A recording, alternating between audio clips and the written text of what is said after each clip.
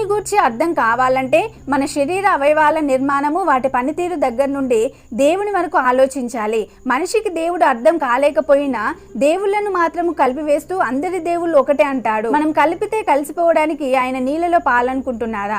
నిర్గమకాండం 23:4 చూస్తే, నేను తప్ప వేరొక దేవుడు మీకు ఉండకూడదు, నేను రోషము గల దేవుడను.